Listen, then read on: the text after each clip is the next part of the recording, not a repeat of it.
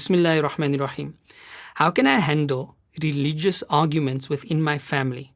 Excellent question, mashallah. We should ask this type of question more frequently as opposed to having more frequent arguments.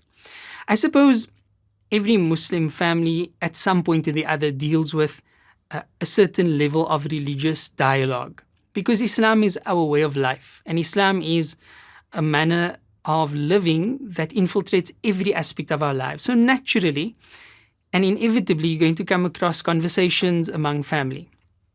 The first and most important element here is to understand that while we can all practice Islam, Islam can be practiced by anyone and everyone.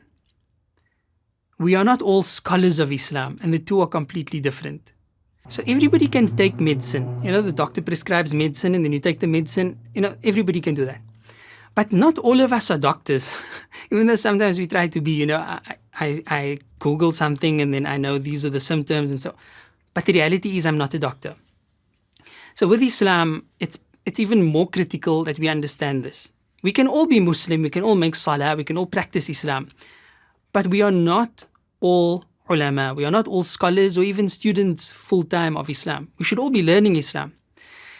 And the Quran is very emphatic about people who indulge in conversation or they indulge in arguments about Allah subhanahu wa ta'ala that they don't have any knowledge of. Repeatedly, the Quran warns us against this. وَلَا تَخُوضُوا مَعَ الْخَائِضِينَ. Do not indulge with those who indulge, meaning about conversations with Allah, His deen, etc. Often that is in a context related to the Quraysh and how they argued about whether Allah exists or not or what the nature of Allah is. But it also applies to us in the sense of not engaging in serious conversations, but without any basis. We don't have knowledge. We haven't studied Aqidah. We haven't studied fiqh or usulul fiqh. We haven't studied the Quran or the Sunnah. We don't know about contextualization, sababun nuzul, tafsir. We don't know about authenticity, interpretation, bringing several riwayat together, strengthening evidence. We don't necessarily know about the intricacies of a madhab. What is a madhab? How does it work? Why are they for? Etc. So when we get into religious arguments or debates, the first thing we need to ask ourselves is this: am I or this person, whoever is here, are we actually qualified to be having this conversation? Is this just a matter of encouraging each other with goodness or for prohibiting from bad? Or are we indulging in matters that we don't really have knowledge of and just going about the table in a sort of an intellectual way? What's your opinion? What do you think? Allah had given all of us brains and an aql, and He says to us to use our aql in the Quran. This is often how it goes. And then one person learns from one sheikh and the other person learns from the other sheikh, and my sheikh says and my sheikh says. The reality is we don't have enough information or studies or expertise to be able to indulge in this. So there is, if you think about it in this light, there's no benefit to this conversation. We are neither qualified nor are we capable of managing this conversation. The third element that we must think about here is, this is an argument that could potentially damage our family ties, right? We could break up our relationship over something that wouldn't even make a difference, because we're arguing.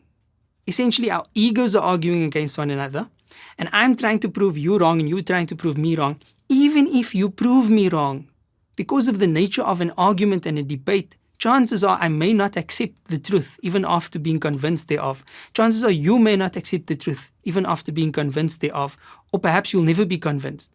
Perhaps we became so obstinate in our opinions that the objective of our discussion is not for us to find out the truth any longer, it's simply just to be right.